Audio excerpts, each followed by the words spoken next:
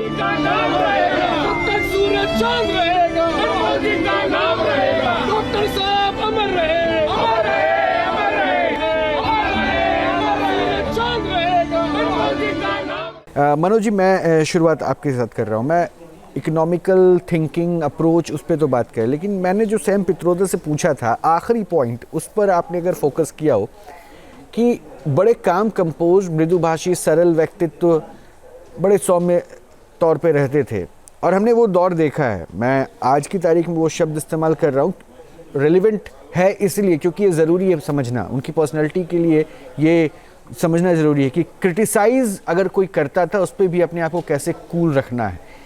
मनमोहन, मंदमोहन, क्या क्या नामें नहीं दी गई, उसके बावजूद भी कभी भी, मुझे भी नहीं, शायद आप ज़्यादा अनुभवी हैं, आपने कभी उनको देखा कि उनके चेहरे पे कोई भाव बदला हो?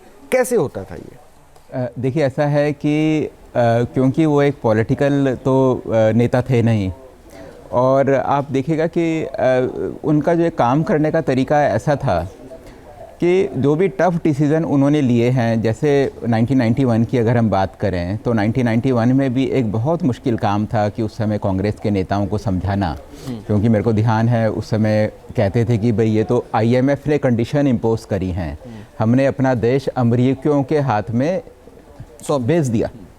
तो ये उस समय ये सारी बातें होती थी। जब भी आप एक ओपन अप करने की बात करते थे रिटेल सेक्टर में, उस समय मेरे को ध्यान है मल्टी रिटेल में FDI की बात होती थी कि नहीं, ये तो बाहर की कंपनियां आ जाएंगी, हमारे देश की, हमारा रोज़गार भी ले लेंगी, हमारे देश से पैसा भी सारा का सारा लेकर चली जाएंगी।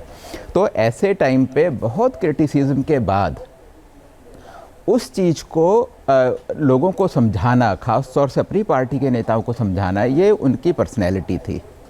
और आप ये देखिएगा कि जिस समय वो फाइनेंस मिनिस्टर थे उस समय भी देश में बड़े स्कैम हुए। हर्षद मेहता का सबसे बड़ा और सबसे पहला स्कैम स्टॉक मार्केट का उन्हीं के टाइम पे हुआ।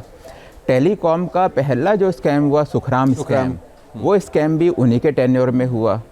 लेकिन और जब क्या होता है कि जब आप नई पॉलिसी चेंजेस करते हैं, नई चीज़ें लेकर आते हैं, तो उस लूप होल का एडवांटेज लेने के लिए लोग आ जाते हैं। तो हर्षद मेहता स्कैम कुछ इसी तरीके का था, और उसी तरीके से सुखराम का स्कैम क्या था कि जब कुछ ओपन अप हो रहा था, प्राइवेट कंपनियां आ रही थी, तो एक जो लाइसेंस राज से हम लोग हट रहे थे, तो ये एक ऐसा दौर था जिस समय कि सुखराम का स्कैम हुआ। ऐसा नहीं था, सुखराम के टाइम पे टेलीकॉम में काम बहुत ज़्यादा हुए, पहला जो रिवॉल्यूशन था उसी टाइम पे हुआ, और सैम पित्रोदा साहब का बहुत बड़ा उसमें कंट्रीब्यूशन था।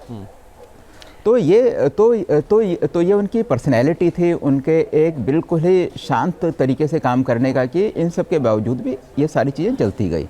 अगर जब वो प्रधानमंत्री थे, अगर हम उनके टेन्योर की बात करें, तो उस टेन्योर में भी उन्होंने बड़े बड़े डिसीज़न लिए। जैसे ये जो इंडो US न्यूक्लियर जो ये था ट्रीटी है, उसकी जो बात अभी करी, NK सिंह जी ने भी बताया कि उन्हें लगता था कि ये तो पार्लियामेंट में लगता था कि ये सरकार के लिए काफ़ी टफ टाइम है। ऐसे में भी देखिए उन्होंने एक अपनी पोजीशन, उन्हें लगा कि ये देश के हित में है, तो उन्होंने एक पोजीशन बनाई। लेफ़्ट पार्टीज़ ने अपना सपोर्ट विड्रॉ करा, समाजवादी पार्टी का सपोर्ट वो लेकर आए, तो लेकिन एक अपनी टफ़ पोजीशन उन्होंने बना के रखी कि चाहे लेफ़्ट पार्टीज़ को सपोर्ट विड्रॉ करना कर लें, ये चीज़ देश के लिए के हित की है। तो ऐसे टाइम पे जहाँ स्ट्रॉन्ग बनना था, तो ऐसे टाइम पे वो बहुत स्ट्रॉन्ग बन गए।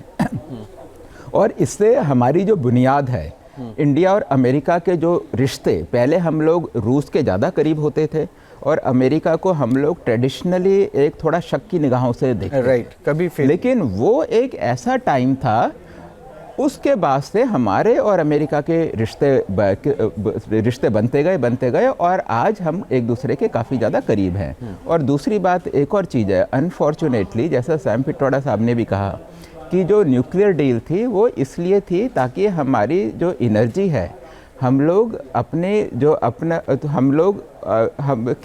न्यूक्लियर एनर्जी को हम लोग अपने देश में इस्तेमाल करें। वो डील बेसिकली उसी चीज़ के लिए थी कि हम सिविल यूज़ के लिए जो अपने न्यूक्लियर बेस्ड प्लांट लगाएं, उसके लिए फ्यूल मिलता रहे, उसके लिए इंजीनियरिंग मशीनरी हमें मिले। लेकिन अनफॉर्चुनेटली डील तो हमारी बहुत अच्छी हुई है और हमारे अमेरिका के साथ जो रिश्ते थे वो भी अच्छे हुए, लेकिन न्यूक्लियर एनर्जी हमारे देश में जिस तरीके से आनी चाहिए थी, जो उस डील का मेन एम था, वो चीज़ आज तक हो नहीं पाई है।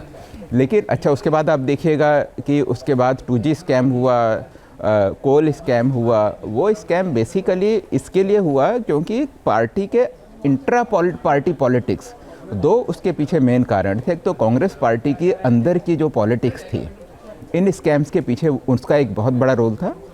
ये स्कैम थे या नहीं थे, ये तो मतलब कि कोई भी चीज़ कोर्ट में स्कैम प्रूव नहीं हो पाई।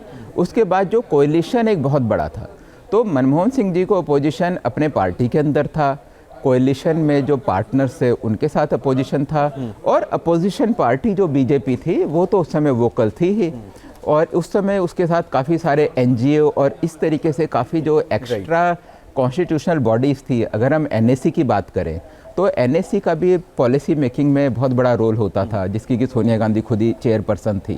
तो ऐसे मुश्किल टाइम में सिर्फ मनमोहन सिंह जी की ही शख्सियत थी, उन्हीं की पर्सनैलिटी थी, जो कि इतने बड़े डिसीजन ले सकती थी। बिल्कुल।